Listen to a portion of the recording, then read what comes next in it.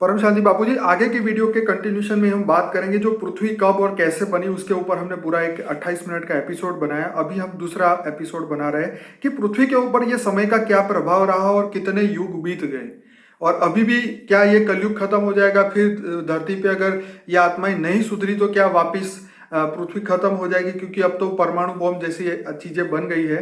तो हमें ये जानना चाहता हूँ, क्या पृथ्वी का 100% विनाश हो जाएगा या वो परिवर्तन हो जाएगी? देखो, पहले ब्रह्मांड में क्या होता था मैं बताऊं। विनाश, पहले ब्रह्मांड क्या होता था। ब्रह्मा के जब पहले 4 युग होने पर अर्ध प्रलय होता है धरती पर। ठीक है। फिर पूरी धरती पर प्रलय हो जाता था, जिसको मनवंतर कहते हैं। ठीक है। फिर कल प्रलय होता था। ठीक है। 14 मनवंतर पर एक कल प्रलय होता था। ठीक है। ब्रह्मा का एक दिन कहते थे। तो भूलोक, भूपुरलोक, स्वर्गलोक, देवता भी खत्म हो जाते थे। ओके। देवता को भी आयु ब्रह्मा का एक दिन होती थी, खत्म हो जाता। इसके बाद में जब ब्रह्मांड की आयु, शिव में पावर खत्म हो जाता था। इस ब्रह्मांड का मालिक शिव निराकार, पावर खत्म हो, अल्टीमेट तो ब्रह्मांड की पावर उसमें से ही लॉस होती है ना जी।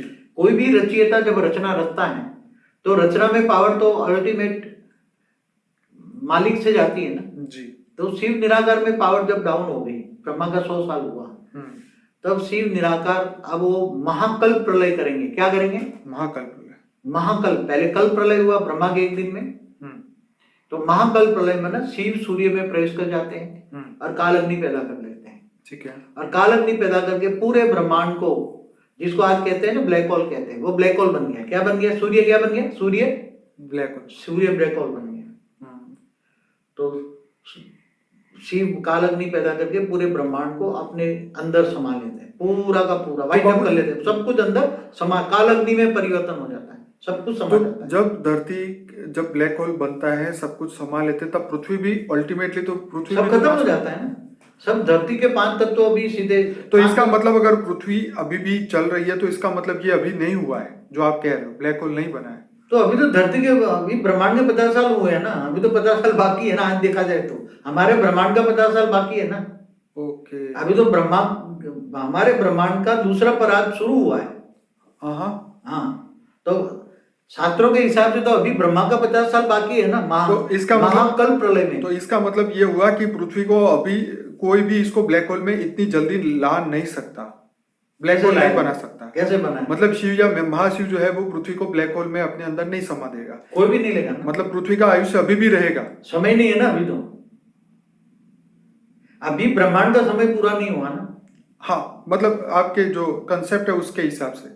लेकिन जिस तरीके से जो दुनिया अभी चल रही है या जो माहौल बन रहा है, जो नेगेटिव इन्वेंशन हो रही है, तो उससे जो ऐसा लगता है कि पृथ्वी का फ्यूचर जो है कुछ ही सालों में खत्म हो जाएगा। अभी आगे आपने एक प्रश्न पूछा था कि दूसरे सोलर सिस्टम या गैलेक्सी या यूनिवर्स की आपने बात की। हाँ बाबूजी, ये बात तो मैं पूछना चाहूंगा कि क्या दूसरे सोलर सिस्टम में भी धरती है, क्या वहां पर भी मनुष्य है? देखो, एक सोलर सिस्टम बना, एक प्रकाश वर्ष की धरती बना, एक ब्रह्मांड।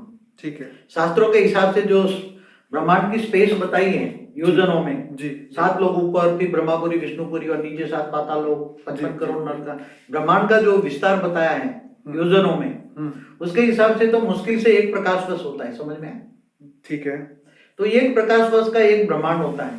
ठीक है। तो वो महाशिव, शिव और महाशिव का डिफरेंस कई वीडियो में मैंने बताया। तो महाशिव है, गैलेक्सी माना आकाश गंगा का मालिक। ऐसे अनंत कोटि ब्रह्मांड बन के एक गैलेक्सी माना आकाश गंगा बनती है, मिल्की वे। तो ऐसे हर सोलर सिस्टम में धरती जैसे ग्रह है, हर सोलर सिस्टम में धरती जैसे ग्रह है। अच्छा बाबूजी, यहीं रुकूंगा। जैसे आपने कहा कि हर सोलर सिस्टम में, हर गैलेक्सी के अंदर ऐसी बहुत सारी सोलर सिस्टम है, अरबों है, अरबों, हर गैलेक्सी। तो अरबों पृथ्वियां भी होगी। जैसे हमारे में कितने 3 तत्व, मंगल भी, सुनिए, कितने तत्वों वाले ग्रह हैं हमारे? अरबों पृथ्वी होगी। तो जैसे इस धरती पे, जैसे आपने बोला कि ब्रह्मा के 40 साल से ये पृथ्वी बनी, तो वहां पर भी ब्रह्मा के 40 साल चल चुके होंगे या बन रहे होंगे। हर ब्रह्मांड का ब्रह्मा अलग का साल समय अलग होता है। एक बात सोचो, ठीक है, हर ब्रह्मांड की आयु अलग है। आयु अलग है, ठीक है, कि हर ब्रह्मांड का समय अलग है। ठीक है, क्योंकि हर ब्रह्मांड बनना बिगड़ना, क्योंकि देखो जो महाशिव है, महाशिव ने जो अनंत कोटि ब्रह्मांड शिव के द्वारा बनवाए, अनंत शिव पैदा किए। महाशिव ने सोचा, महाशिव एक निराकार पावर हाउस था। ठीक है। उसने सोचा मैं एक से अनेक हो जाऊं, तो ये पावर के टुकड़े हो गए, ब्रेकअप हो गए, वो शिव बन गए। ठीक है। और शिव ने फिर धीरे धीरे जैसे अनंत कोटि ब्रह्मांड बनाए। ठीक है। तो बहुत समय बीतता जाता है ना, तो महाशिव की एक पल है, इसलिए शास्त्रों में लिखा है महाशिव की एक पल बराबर ब्रह्मा का 100 साल। समझ में आए? तो ब्रह्मा के 100 साल होते ही पूरा ब्रह्मांड महाकल्प प्रलय होता है ना, विनाश हो जाता है ना ब्रह्मांड का। सर्जन विसर्जन होता रहता है ना ब्रह्मांड का भी। इसलिए शास्त्रों में लिखा है कि प्रतिपल अनंत अनंत ब्रह्मांड बनते हैं बिगड़ते। क्या लिखा है शास्त्रों में? लिखा है। सच बात है, आपने कई बार ये बात बोली है अपने हर वीडियो में, कई वीडियो में मैंने इसको रिकॉर्ड किया है। पर बाबूजी यहाँ मतलब गैलेक्सी में जितने भी ब्रह्मांड हैं, तो महाशिव जहाँ रहता है, महाशिव हमारी गैलेक्सी के सेंटर पॉइंट में जो व्हाइट लाइट दिखती है ना, वहां महाशिव और महाशक्ति रहते हैं। वो परम धाम है, मतलब वो महापरम धाम है, महाब्रह्मांड है। क्या है? महाब्रह्मांड। गैलेक्सी माना महाब्रह्मांड। ठीक है। हमारा जो गैलेक्सी है 1 लाख प्रकाश वर्ष की है, उसमें अरबों सोलर सिस्टम बना, अरबों ब्रह्मांड है, अरबों शिव है, अरबों ब्रह्मा है, अरबों विष्णु है, अरबों शंकर है। शास्त्रों में लिखा है ना। ये बात सच है बाबूजी। जब मेरा खुद का एक वीडियो मैंने शूट किया था, तब मैंने एक स्टोरी बताई थी, जब द्वारका के अंदर भगवान कृष्ण ने बहुत सारे ब्रह्माओं को, हमारे ब्रह्मांड के ब्रह्मा का अहंकार तोड़ने के लिए दूसरे ब्रह्माओं को आह्वान किया। तो किसी के 4 मुंह थे, किसी के 5, किसी के 10, 20, 100, 50,000, लाख, 2 लाख और अनगिनत मुंह थे। तो किसी ने पूछा कि भाई इनके, मतलब हमारे ब्रह्मा ने पूछा कि इनके इतने ज्यादा फेस क्यों है, तुम्हारे क्यों कम है, या मेरे क्यों कम है, उनके इतने ज्यादा कैसे? तो उन्होंने बोला कि इनका जो ब्रह्मांड है, जैसे तुम्हारा है वो 3 प्रकाश वर्ष का है, उनका 5 प्रकाश वर्ष का, किसी का 10 का है। तो जितने ज्यादा बड़ा था उतना ज्यादा उनका फेस था, ब्रह्मा जी के इतने ज्यादा फेस थे।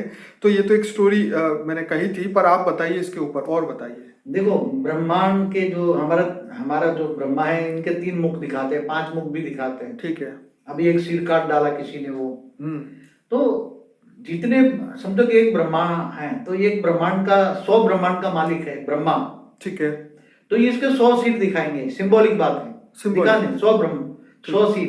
50 ब्रह्मांड का मालिक है तो 50 सिर है ब्रह्मा के। ठीक है। 10 है तो 10 है, 1000 है तो 1000 है। ठीक है। तो ऐसे हमारे कई सोलर सिस्टम माना ब्रह्मांड का एक ब्रह्मा कई मालिक होता है। तो ऐसी तरह बहुत गुह्य बातें, अति गुह्य बातें, इसके लिए समझाने के लिए बहुत टाइम चाहिए। पर बाबूजी ये बात मुझे अभी यहाँ समझ नहीं आ रही कि जो शास्त्रों में लिखा है कि जो धरती वो चपटी है, फ्लैट है, वो जो पहले हो सकती है ना। खरबों साल पहले की कहानी है, किसको पता है? नहीं पता। नहीं, चपटी थी या गोल थी या ट्रायंगल थी या क्या थी, पता है? आज ये तो आज गोल हो गई हो, राउंड घूमते, सूर्य के आसपास घूमते घूमते राउंड हो गई हो। सच है। पहले जब सूर्य धरती के आसपास घूम रहा था, क्योंकि धरती को ही सूर्य की रोशनी की जरूरत थी। और पहले सूर्य भी मतलब आप कह रहे हो कि धरती का जो शेप है वो परिवर्तनशील है। हाँ, तो हमेशा हर कोई चीज, पूरा ब्रह्मांड परिवर्तनशील है। जब पूरा ब्रह्मांड जब फरिश्ताओं का था, फिर फरिश्ता से देवता, देवता से मनुष्य बने, नीचे 7 पाताल लोक बने, फिर 55 नरक बने, तो ब्रह्मांड का शेप भी बदल गया ना। अच्छा, तो ये जो धरती पे जो ऐसे प्रलय होते रहे, छोटे छोटे प्रलय होते रहे, तो उसकी वजह से भी शेप बदलते रहते होंगे ना।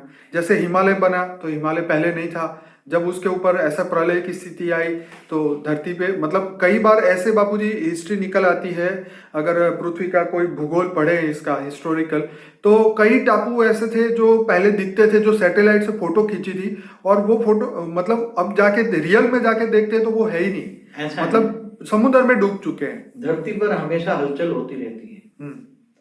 जब वायुमंडल तमो प्रधान बन जाता है, नेगेटिव मनुष्य बन जाता है, इससे नेगेटिव वायुमंडल बनता है, तब धरती पर 5 तत्वों पर इफेक्ट होती है। धरती तत्वों पर भी होती है, जल पर भी होती है। ओके। ये साइक्लोन क्यों आते हैं? वायु तत्वों के, ये नेगेटिव सोच से आता है। कलयुग के अंत में ऐसा होता है।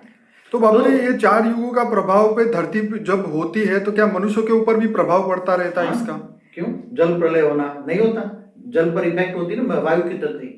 वायु साइक्लोन आते हैं तो जल पर इफेक्ट नहीं करते। सागर में तूफान क्यों आते हैं? वायु तत्व के इफेक्ट से आते हैं ना। तो वायु तत्व किससे बना? मनुष्यों की नेगेटिव सोच से बना। तो नेगेटिव सोच तुरंत 5 तत्वों पर इफेक्ट करेगी। जैसे मनुष्य अपने शरीर पर सोच का इफेक्ट होता है ना, जैसी सोच, जैसा मन वैसा तन, जैसा मन वैसा तन। मन अच्छा है तो तन अच्छा है। जी। मन अच्छा है तो सूक्ष्म शरीर अच्छा है, सूक्ष्म शरीर अच्छा है तो स्थूल शरीर अच्छा है। मन खराब है तो सूक्ष्म शरीर खराब है, सूक्ष्म शरीर खराब है तो स्थूल शरीर खराब है। तो बाबूजी, दूसरे सोलर सिस्टम के अंदर भी ये सब कहानियां चल रही होगी क्या ऐसा हो सकता है कि मनुष्य यहाँ भी है और सेम मनुष्य यहाँ पे है? अलग अलग रूप रंग सब हर जगह तत्वों की कॉम्बिनेशन अलग अलग होता है। आपको हर लगता है कि ब्रह्मांड साइंस में कभी ये प्रूव कर पाएगा दूसरा सोलर सिस्टम? साइंस तो अभी इनिशियल स्टेज पे है, अभी स्पिरिचुअल साइंस बने तो कुछ कर पाए, अभी तो आत्मा तक नहीं पहुंचा है साइंस। ओके। आगे क्या ढूंढेगा वो तो। ऐसी खरबों गैलेक्सी मिलकर एक यूनिवर्स बनता है, तो यूनिवर्स को परम महाब्रह्मांड कहेंगे, परम महाशिव उसका रचयिता है। तो क्या इसके क्रिएटर है ये ऐसी इन्वेंशन नहीं करवाएंगे कि आप धरती के जो नियम है उसमें कोई बदलाव नहीं लाएंगे ताकि धरती लोक के मनुष्य और आगे अच्छी तरीके से उनका परिवर्तन हो? अभी देखो, ये ब्रह्मांड हो या गैलेक्सी महाब्रह्मांड हो या यूनिवर्स परम महाब्रह्मांड हो या पूरा मल्टीवर्स हो, परिवार पूरे मल्टीवर्स में 5 तत्वों की सृष्टि माना मृत्यु लोक है। इसलिए पूरे मल्टीवर्स को बदलने का प्लान है ऑलमाइटी अथॉरिटी का। ठीक है, मैं कई बार कह चुका हूँ। और ये इसलिए धीरे धीरे पूरा मल्टीवर्स माना ग्रेट यूनिवर्स और मल्टीवर्स जो है उसको पूरे 5 तत्वों से परम तत्वों में परिवर्तन करने का। ये बाबूजी, ये बात आपकी बहुत ही मतलब जैसे नामुमकिन दिखने वाली बात है, क्योंकि यहाँ पे तो हम एक सोलर सिस्टम के बारे में अभी भी नहीं जान पा रहे हैं। अभी मुश्किल से मंगल तक साइंस पहुंचा है, वहाँ पर भी पता नहीं पानी है कि नहीं है। आपके हिसाब से तो पहले वहाँ मंगल पे भी जीवन था, हर जगह जीवन था।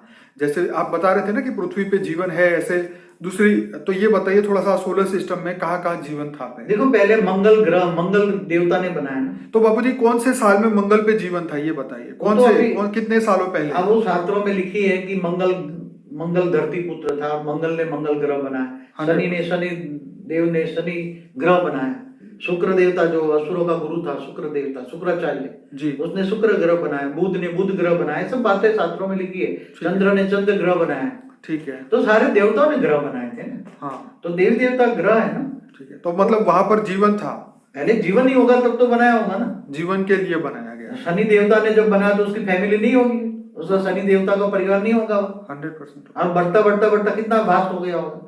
शुक्राचार्य के परिवार नहीं होगा, तो शुक्राचार्य का परिवार शुक्र पर रहता होगा। मंगल का परिवार नहीं होगा, तो मंगल का परिवार मंगल पे रहता होगा जी। चंद्र का परिवार नहीं था, चंद्र को 27 रानियां थी, 27।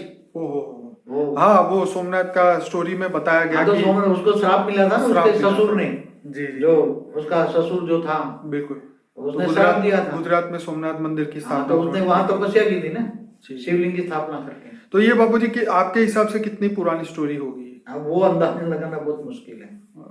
अगर है बहुत पुरानी है, ये सच पुरानी है, कई युगांतर पहले की है। चलो, सच तो होगी ना, सच तो है ना।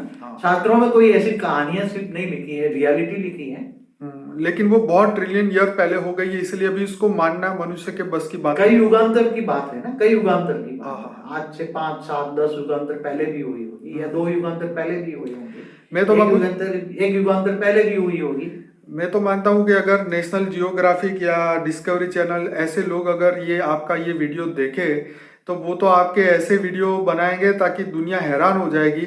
एंशिएंट एलियन वाले जो ऐसे एपिसोड बना रहे हैं कि जो आप सत्य बता रहे हैं कि जो हिंदू कंसेप्ट के हिसाब से जो हमारे भारत के शास्त्रों के अंदर ये बातें लिखी गई, पर कोई दिव्य दृष्टि के द्वारा समझा नहीं पा रहा है, इस दुनिया को सत्य नहीं बता पा रहा है जो अभी आप बता रहे हैं। और मैं उसको महसूस कर सकता हूँ, और मैं ये जानता हूँ कि जो बेहद की आत्मा है इस बात को महसूस कर सकती है। अगर ये बात उन तक पहुँच जाए तो मतलब भारत के शास्त्रों की जो वैल्यू मतलब जो होगी आगे आने वाले समय में वो अमेजिंग होगी। ये ज्ञान आज तक ना किसी ने सुना ना समझा, कोई है ही नहीं समझाने वाला जो इस बात को समझा सके। तो बाबूजी, अभी आपके हिसाब से आपको क्या लगता है कि इस धरती पे मनुष्य जाति कब तक रहेगी? अभी तो मैंने बोला ना कि ऑलमाइटी अथॉरिटी गुप्त वेश में पूरा मल्टीवर्स को परिवर्तन करने का प्लान है उसका। तो केवल एक सोलर सिस्टम नहीं, एक गैलेक्सी नहीं, यूनिवर्स नहीं, ग्रेट यूनिवर्स नहीं, पूरा मल्टीवर्स को परम तत्वों में बदलने का प्लान। बापूजी, आज हमें ये पता चल चुका है कि मंगल खाली है, बुध भी खाली है, वहां पे जीवन नहीं है। तो ऐसा अगर वहां 3 तत्वों में आत्मा 5 तत्वों से 3 तत्वों में कन्वर्ट हो गई है आत्मा, आत्मा मनुष्य मर जाता है 3 तत्वों में कन्वर्ट हो जाता है ना। बिल्कुल 2 तत्व खत्म हो जाते हैं ना, जल और मिट्टी। तो क्या मंगल पर 3 तत्व वाली आत्माएं नहीं होंगी? तो शनि पर 3 तत्व की आत्माएं नहीं होंगी, दूसरे ग्रहों पर नहीं होंगी। जब कई लेयर्स पे आत्माएं, देवता कहाँ रहते थे? तीसरे लोक में रहते, स्वर्ग लोक में, तो 3 तत्वों का शरीर था ना। तो आपका मानना ये है कि अभी भी उन ग्रहों पे आत्माओं का अस्तित्व है, वो अपना जी रहे हैं, मतलब आत्मा के लेवल पे, शरीर के लेवल पे नहीं। शरीर तो बदलता रहता है ना, आत्मा तो जन्म अविनाशी है ना। जी। आत्मा का शरीर 5 तत्वों से मर जाने के बाद 3 तत्वों में, 3 तत्वों से भी ऊपर चला जाए स्वर्ग लोक में, तो हल्के 3 तत्व, इससे भी तो ऊपर। आपका मतलब ये है कि इस ब्रह्मांड का शिव चाहेगा तब तक उसकी रचना, माने ये सभी ग्रहों पे जो रचना है वो रहेगी। जिस दिन वो काल अग्नि पैदा करेगा, पूरे सोलर सिस्टम को अपने अंदर समा लेगा, उस दिन आत्मा का अस्तित्व और पृथ्वी का भी अस्तित्व खत्म होगा। वैसे तो पूरी गैलेक्सी का महाशिव जो मालिक है, जी। महाशिव जब अंतिम महाकल प्रलय करता है, महाकाल प्रलय, महाकाल प्रलय, महाशिव महाकाल बन के महाकाल प्रलय में जी, ब्रह्मांड का शिव महाकल प्रलय होता है। हाँ हाँ, ये महाकाल प्रलय, ठीक है। तो महाकाल प्रलय में महाशिव महाकाल बन के अनंत कोटि ब्रह्मांडों को अपने रोम रोम में समा लेता है। ठीक है, समझ में आया? फिर नई गैलेक्सी आकाश गंगा बनाता है। मैं अपने श्रोताओं को कहूंगा बापूजी की ये जो बुक है अनंत कोटि ब्रह्मांडों का महाकाल प्रलय वाली, उस बुक को हमने अपनी वेबसाइट पे फ्री में रखा है, वो आप डाउनलोड करिए, हिंदी में है। उसके हमने 2 एपिसोड बनाए थे 1-1 घंटे के, वो भी आप हमारे चैनल पे आप लिखिएगा, आपको सर्च मारते ही मिल जाएगा। अभी अच्छी बात यह है कि हमने उसको एक एपिसोड को इंग्लिश में भी पूरा ट्रांसलेट किया है। जो इंग्लिश समझते हैं उनके लिए हमने इंग्लिश में भी डब किया है बापूजी का वीडियो। बापूजी आगे बताइए। हाँ, तो अभी का फ्यूचर जो बताने की बात कर रहा हूँ, हमारे फ्यूचर वर्ल्ड के बारे में वीडियो मैंने बताया, फ्यूचर वर्ल्ड। जी हाँ, आने वाली फ्यूचर वर्ल्ड की जो आपने बातें बताई है कि परम तत्वों का दुनिया होगी, परम तत्वों का शरीर होगा, परम तत्वों की आत्माएं बनेगी, पर ये कहीं ना कहीं ऐसा लग रहा है कि इस धरती लोक पे ये पॉसिबल होगा कि नहीं होगा, वो तो समय बताएगा। पर आपके ज्ञान के हिसाब से ये सब पॉसिबल है, और दुनिया तत्व परिवर्तन, दुनिया परिवर्तन, सोलर सिस्टम परिवर्तन, मल्टीवर्स तक परिवर्तन की आपने बात कही है, और वो 100% होने वाला है। वो धरती पर क्या सब कुछ तत्वों में परिवर्तन होगा। बेहद की आत्माएं जो हैं, जो इनके लिए निमित्त बनाई हैं जी, और बेहद की आत्माएं आत्मस्वरूप बनकर परम तत्व उतारेंगी, और परम तत्व धीरे धीरे तत्वों को परम तत्वों में परिवर्तन करके सब कुछ परिवर्तन करना है। ये होने वाला है, धीरे धीरे समय में आएगा।